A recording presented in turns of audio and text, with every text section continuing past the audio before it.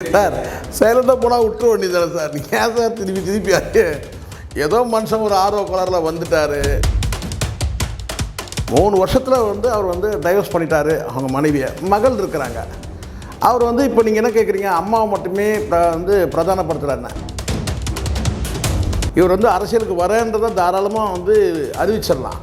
ஆனால் நான் அரசியலுக்கு வரணுமா வேணாமான்னு சொல்லிட்டு மக்கள்கிட்டே கேட்கும்போது தான் இது இவங்களுக்குள்ளே பார்த்தீங்கன்னா இவங்க ஒரு கல்ட்டு மனப்பான்மை இருக்குது இவங்களுக்கு. உடனே பாருங்கள், நான் அரசியல் வரணுதே என்னை அடிக்க ஆரம்பிச்சிட்டாங்க. இவர் யார் சார் அடிக்க போகிறாங்க சொல்லுங்க பார்க்கலாம். இவர் சாதாரண ஆள் கிடையாது. ஏற்கனவே சொல்லியிருக்கிறார் அவரே. நான் யார் தெரியும்ல, நான் பிறந்ததே காசிமர். பிறந்தது காசிமர் இல்லை, ஆந்திரா. இப்படி எல்லாத்தையும் நம்ம சொல்லுவோம். ரஜினிகாந்த் அவர் உண்மையிலேயே பார்த்தீங்கன்னா அரசியலுக்கு வராத போனதுக்கு பார்த்தீங்கன்னா அவர் சொன்ன காரணம் மட்டும்தானா? அதுக்கு பின்னாடி எவ்வளோ இருக்குது தெரியுமா? அவர் அரசியல் வரணும்னு சொல்லிட்டு அறிவிச்சுட்டு திருப்பி விட்ரா பண்ணதில் அது எவ்வளோ பின்னாடி இருக்குது தெரியுமா? ராகவலர் தெரியுமா அது? ஆனால் அதை கடந்து பார்த்தீங்கன்னா மனைவிக்கு ஒரு முக்கியத்துவம் கொடுக்கலன்னு நீங்கள் கேட்குறீங்கல்ல. நேற்றையும் ஒருத்தனா அப்படி தான் சொல்லியிருந்தார் ஒருத்தர். சார் அவங்க ஒய்ஃபு கூட 45 கோடி ஜீவனம் நீ பார்த்தியான்னு கேட்டேன். அந்த வகையில் அங்கே தாய் அங்கே இல்லைன்றது நமக்கு தெரிய வருது. ஒரு வேளை மகளும் கூட தாய் கூட இருக்கிறாங்களான்றது ஒரு கேள்வி இருக்குது. இது இதுக்கு ராகவா அரசு தான் பதில் சொன்ன தவிர நம்ம இதெல்லாம் ஆராய முடியாது.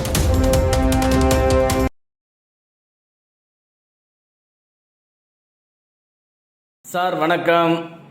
வணக்கம் சார். வணக்கம் சார். ராகவா லாரன்ஸ் போன வாரம் ஒரே மீடியா ஃபுல்லாக அவருடைய பேச்சாக தான் நிலவுச்சு. திடீர்னு பார்த்தீங்கன்னா ஒரு வாரமே சைலண்டாக இருக்குது. என்ன ஆச்சு ஏதாச்சும் ஒன்றுமே தெரியல சார். சைலண்டாக போனால் விட்டுற வேண்டியதானே சார்? நீங்கள் ஏன் சார் திருப்பி ஏதோ மனுஷன் ஒரு ஆர்வ கலரில் வந்துட்டார் சார். உள்ளபடியே ஒன்று சொல்கிறேன் கேளுங்க. ராகவா லாரன்ஸ் குறித்து பல தகவல்கள் பாசிட்டிவாகவும் பல தகவல்கள் இருக்குது. அவர் ஏழை குழந்தைகளுக்கு நல்லது செய்கிறாரு. மாற்றுத்திறனாளிகள்லாம் பிள்ளைகள்லாம் அவர் நல்லது செஞ்சுருக்கிறாரு. இன்னும் பலருக்கும் பார்த்திங்கன்னா விளம்பரப்படுத்தியும் நல்லது செஞ்சுருக்காரு, விளம்பரம் இல்லாமலும் செஞ்சுருக்கிறாரு. சரிங்களா? அதே சமயத்தில் தாயை மதிக்கக்கூடியவர். இப்படியான ஒரு பாசிட்டிவான விஷயங்கள் இருக்க தான் செய்யுது. இப்போது பாசிட்டிவான விஷயங்கள் இருக்கும்போது இந்த நெகட்டிவான விஷயங்கள் ஏன் வருதுன்னா அதுக்கும் அவருடைய ஆட்டிடியூட் தான் காரணம், அவருடைய இயல்பு தான் காரணம். இதுவும் ஒரு இயல்பு, இன்னொரு இயல்பு. ஒரு மனிதனுக்கு பார்த்திங்கன்னா ஒரே மாதிரியான இயல்பு இருந்ததுன்னா பிரச்சனையே இல்லை. 2 இயல்புகளை வச்சுக்கிட்டா அதுதான் பிரச்சனை. 2 ஆட்டிடியூட் இருக்கக்கூடாது ஒரு மனுஷனுக்கு. ஒரே ஆட்டிடியூட். யார்? ராகவா லாரன்ஸ் தான் இப்படி தாங்க, அவ்வளோதாங்க, அப்படி இருக்கணும். ராகவா லாரன்ஸ் கிட்ட என்ன பிரச்சனைன்னா ஒரு விளம்பர பிரியர். பிரச்சனையே அதுதான். ஆனால் அதை தாண்டி மக்களுக்கு நல்லது செய்கிறாரு. எனக்கு கூட சில பேர் என்ன சார் இப்படி போட்டு என்ன அடிக்கிறீங்கன்னா, நமக்கு அந்த நோக்கம்லாம் கிடையாது, வன்மம்லாம் கிடையாது. எப்போவுமே எனக்கு என் வாழ்க்கையில் அந்த வன்மம்ன்றது கிடையவே கிடையாது. ஆனால் மனசில் பட்டதை நான் பேசிடுவேன். ராகவா லாரன்ஸை பொறுத்த வரைக்கும் கடந்த காலத்தில் கேட்டால் இந்த விளம்பரங்கள் தேடிக்கிறார். இப்போ அவர் நல்லது செய்து அவர் அதில் இயல்பாகவே அவருக்கு தெரிய வந்துடும். இது யார் செய்கிறாங்கன்னா ராகவா லாரன்ஸ் தான் செய்கிறாருங்க, இந்த நன்மையெல்லாம் செய்கிறாரு, பிள்ளைகளுக்கு நல்லது பண்ணுறாரு, வளர்க்குறாரு, போகிறாரு, வர இதெல்லாம் தானாகவே சமூகத்தின் கண்கள் இருக்குது. ஆனால் அதை அவரே ஒரு வெளிச்சத்தில் அதை வெளிச்சப்படுத்தும் போது அப்போ தான் அவர் விளம்பரத்துக்கு ஆசைப்படுறாரு அப்படின்னு ஒரு இருக்குது.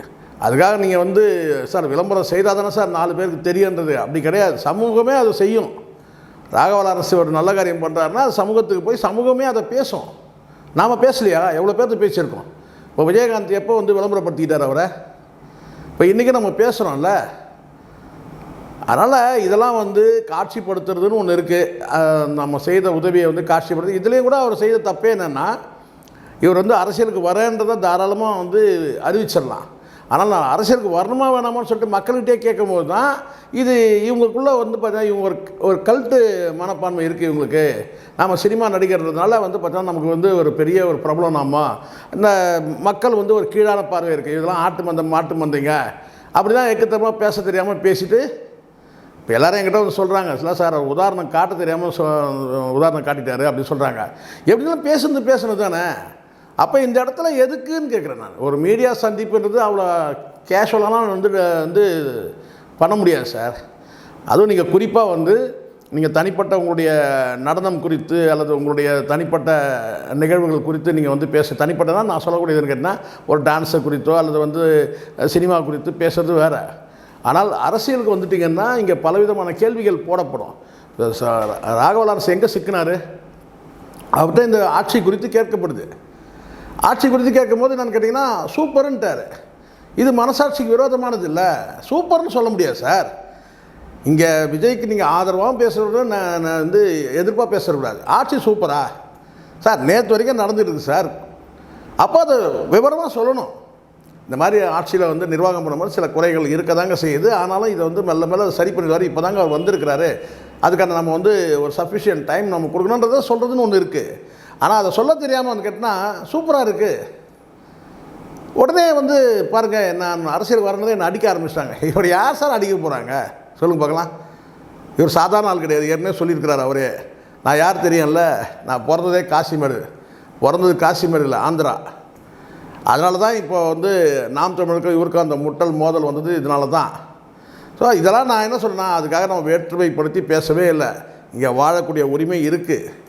இங்கே வந்து நம்ம எதுவும் வந்து இந்த பிரிவினையே பேசவே இல்லை, வேற்றுமை பேசவே இல்லை. ஐயா ஐயா நீங்கள் வந்து எங்கள் ஆளுங்கன்னு சொல்லி இங்கே ஒரு காலை பிடிச்சி கெஞ்சிடுற அந்த ஒரு பேடி லாங்குவேஜ் அந்த இது வந்துடுச்சு. என்னென்னா அரசியலுக்கு வரணும்னா தாராளமாக வரலாம். இந்திய பிரஜைகள் யார் வேணால் அரசியலுக்கு வரலாம் சார். ராகவலரன்ஸ் கூட வரட்டும். அதை தாண்டி நமக்கு வந்து அவர் மேலே தனிப்பட்ட விஷயம் நமக்கு எதுவுமே கிடையாது. நம்ம வந்து அவர் அரசியல் நாளைக்கு கூட ஒரு அரசியல் அறிவிக்க நானே எதிர்பார்க்குறேன். எப்படா இவர் வந்து தனி கட்சி சொல்லுவார், இல்லை திருச்சி கிழக்கில் சுயேட்சையாக போட்டிட்டு வரா, இல்லை தாவேக்கலை இணைவாரா அப்படின்னு சொல்லிட்டு. உள்ளபடியே அவர் இங்கே சில பேர் என்ன நினைக்கிறாங்கன்னா, இங்கே எல்லாரும் முட்டாள், தாவேக்கலை என்ன நடக்குது யாருக்கும் தெரியாது, திமுகவில் என்ன நடக்குது யாருக்கும் தெரியாது, அண்ணா திமுகவில் என்ன நடக்குது யாருக்கும் தெரியாதுன்னு. எங்களை போன்ற பத்திரிகையாளருக்கு எல்லா செய்தியும் வருது. உட்காந்து எல்லாத்தையும் பிரித்து மேய முடியும். நோக்கம் அது கிடையாது. கிட்டத்தட்ட நான் ஒரு டான்ஸில் வந்து பார்த்திங்கன்னா எனக்கு ஒரே ஒரு ஸ்டெப் வைக்க தெரியாது சார். எனக்கு ராகவலரன்ஸ் அந்த டான்ஸில் எனக்கு ஒரு ஸ்டெப் வைக்க தெரியாது. அதே மாதிரி நீங்கள் வந்து மீடியா பர்சனுக்கு மீட் பண்ணும்போது, பத்திரிகையாளர்கிட்ட மீட் பண்ணும்போது கொஞ்சம் நீங்கள் கவனமாக இருக்கணும். இப்போ எனக்கு வந்து பார்த்தீங்கன்னா டான்ஸை பற்றி தெரியாது. ஆனால் பத்திரிக்கைன்னா நான் சொல்லுவேன். நான் கேட்டால் ஒரு இடத்துல வந்து பார்த்தீங்கன்னா வந்து அதுதான் ஊறி இருக்குது உடம்புல. கிட்டத்தட்ட ஒரு 35 வருஷம் உடம்புல ஊறி இருக்குது இந்த பத்திரிக்கை துறை. அதில் எங்கே என்ன செய்தி எப்படி வரும், என்ன நோக்கம், நீங்கள் மூச்சு விட்டிங்கன்னா அதுக்கு என்ன, நீங்கள் வந்து நான் அரசியலுக்கு நான் வந்து அரசியல்னு ஒரு வார்த்தை நீங்கள் சொன்னாலே எங்களுக்கு என்ன நோக்கன்றதை எங்களால் புரிஞ்சிக்க முடியும். அவ்வளோ புரிஞ்சிக்க முடியாதனா நாங்கள் வந்து அந்த பத்திரிக்கை துறையில் இருக்க முடியாது. உங்கள் நோக்கம் என்ன, உங்கள் பின்னணி என்ன திட்டம் என்ன, இப்படி எல்லாத்தையும் நம்ம சொல்லுவோம். ரஜினிகாந்த் அவர் வந்து உண்மையிலேயே வந்து பார்த்திங்கன்னா வந்து அரசியலுக்கு வராது போனதுக்கு வந்து பார்த்திங்கன்னா அவர் சொன்ன காரணம் மட்டும்தானா? அதுக்கு பின்னாடி எவ்வளோ இருக்குது தெரியுமா? அவர் அரசியல் வந்து வரேன்னு சொல்லிட்டு அறிவிச்சுட்டு திருப்பி விட்ரா பண்ணதில் அதுக்கு எவ்வளோ பின்னணி இருக்குது தெரியுமா? ராகவலரன்ஸ் தெரியுமா? அது தெரியாது. அவ்வளோதான். எங்களுக்கு தெரிஞ்சது தெரியாது. அவர் தனியாக ஏதாவது தெரிஞ்சிருக்கலாம். ஆனால் உண்மையான வந்து ரஜினிகாந்த் அவர் அரசியலுக்கு வரேன்னு சொல்லிட்டு வந்து பின்வாங்கினது எதனால் எங்களுக்கு தெரியும், பத்திரிகையாளர்களுக்கு தெரியும். அதனால் இதெல்லாம் வந்து அதனால தான் நான் சொல்கிறேன். இப்போ எனக்கு டான்ஸ் கேட்டிங்கன்னா எனக்கு ஒரு ஸ்டெப் கூட தெரியாது, சுத்தமாக தெரியாது. ஏன்னா ராகவலரன்ஸ் சொன்னால் சொல்லி ஒன்று தரலாம் எனக்கு. ஆனால் பத்திரிகை துறை தான் எங்களுக்கு தெரியும். அப்போது ராகவலரன்ஸுக்கு தெரியாத பல விஷயங்களுக்கு தெரியும். அப்போ ராகவலரன்ஸோட அறிவிப்பு என்னன்றது தெரியும், ராகவலரன்ஸ் யாருன்றது தெரியும், ஆதி அந்த எல்லாம் தெரியும்.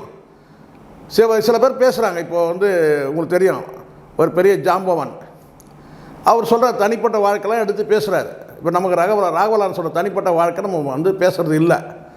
ஆனால் அரசியலுக்கு வரேன்னு சொல்கிறது வந்து தனிப்பட்ட நிகழ்வு கிடையாது.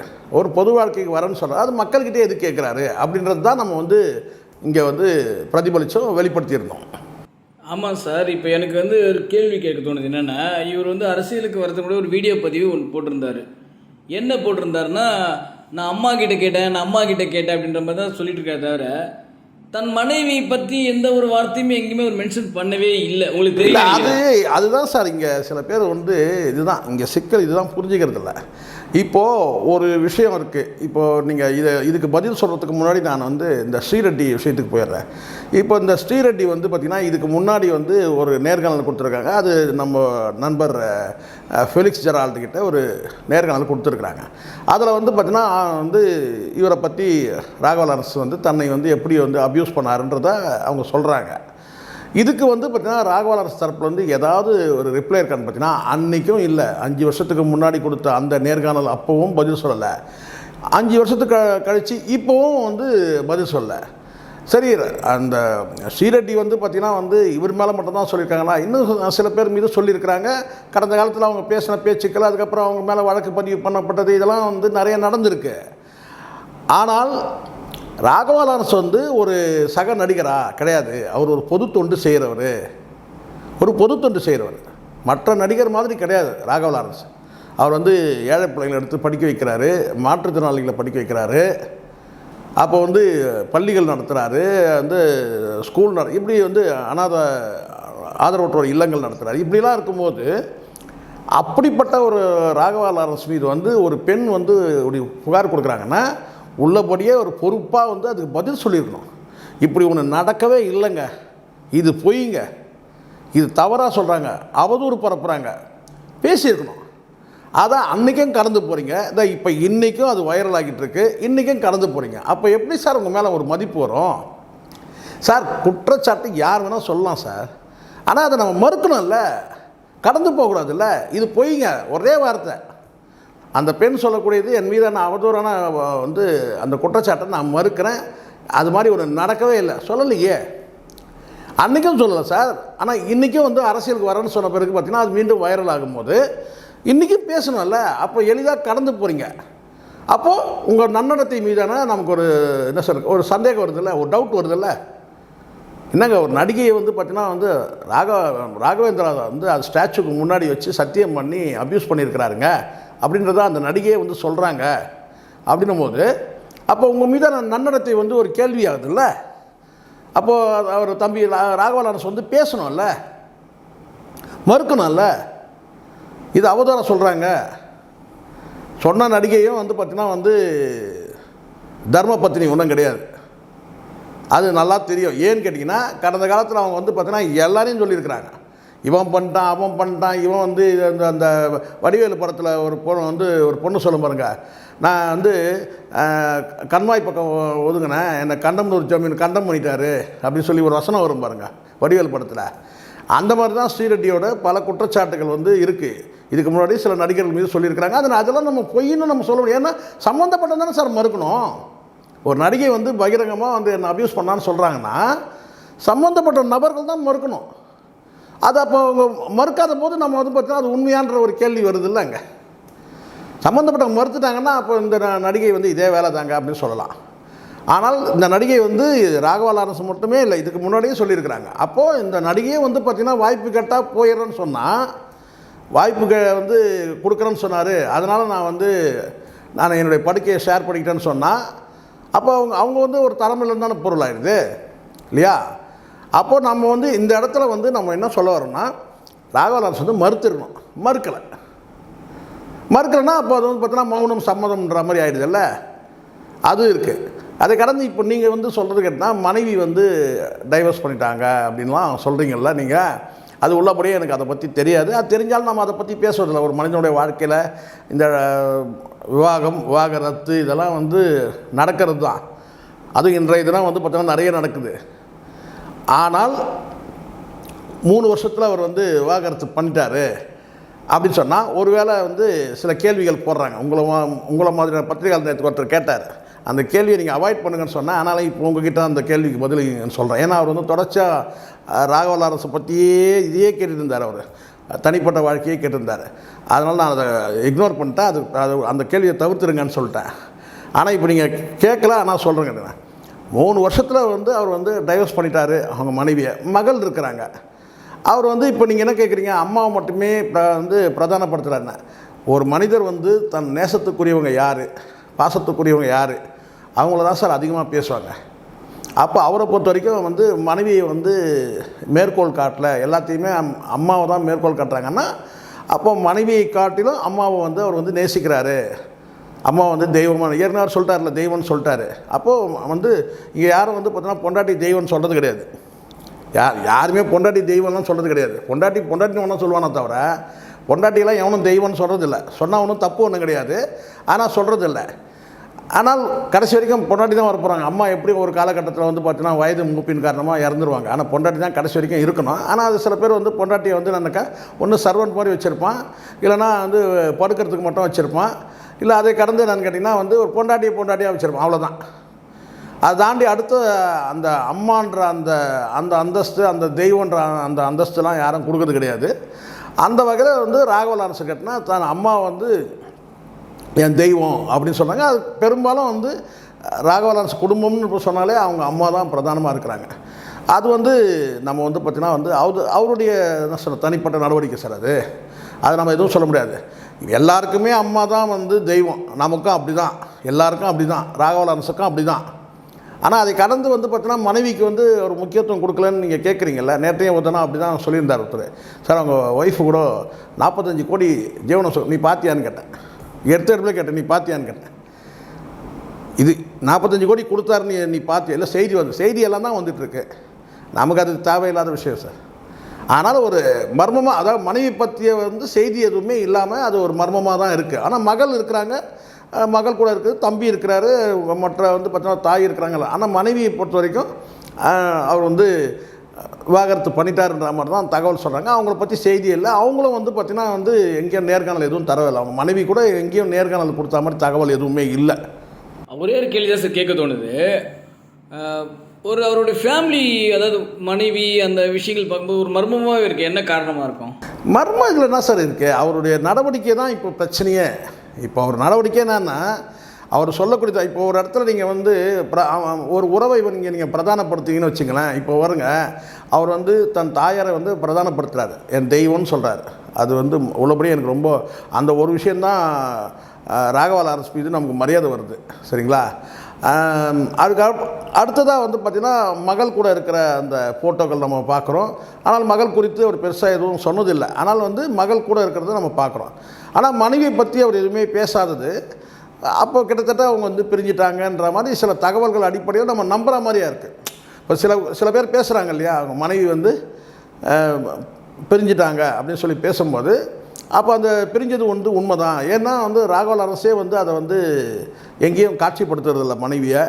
அப்படின்னு இருக்கும்போது ஒரு வேளை வந்து அவர் வந்து பிரிஞ்சிடலாம். அந்த பிரிவுக்கு காரணம் நம்ம ஆராய முடியாது. ஏகப்பட்ட அது வந்து ஒரு குடும்பத்துக்குள்ளே பிரியறதுன்றது வந்து அது பல விஷயங்கள் இருக்குது. அது யார் காரணன்றதெல்லாம் நம்ம வந்து ஆராய முடியாது. பிரியக்கூடாது. ஒரு மகள் இருக்கும்போது என்னை கேட்டால் வந்து இந்த இடத்துல தவிர்க்க முடியாமல் இதை சொல்கிறேன். இது ராகவா லாரன்ஸுக்காக நான் சொல்லலை. ஒரு குறிப்பாக வந்து பிள்ளைகளுடைய நலனுக்காக கணவன் மனைவி பிரியக்கூடாது. எவ்வளோ தான் கருத்து வேற்றுமை வந்தாலும் கூட விலகி ஒன்றா இருக்கலாம், கொஞ்ச காலம் விலகி இருக்கலாம். உங்கள் அப்பா சரியில்லை அப்படின்னு சொல்லி விலகி இருக்கலாம். அல்லது வந்து பார்த்தீங்கன்னா மனைவி சரியில்லைன்னு சொல்லி கூட வந்து பார்த்தீங்கன்னா வந்து மனைவி வந்து பார்த்தீங்கன்னா மாமியாருக்கும் மருமகளுக்கும் சண்டையாக இருக்குன்னு சொல்லி கூட கொஞ்ச நாள் விலகி இருக்கலாம். அது எல்லா குடும்பத்தும் நடக்கும் சார். அது சரிங்களா? ஆனால் ஒரு மகள் இருக்கும்போது ஒரு தாய் வந்து பிரிஞ்சிருந்தான்னா அந்த மகளுடைய எதிர்காலம் என்னென்னு ஆயிடுது.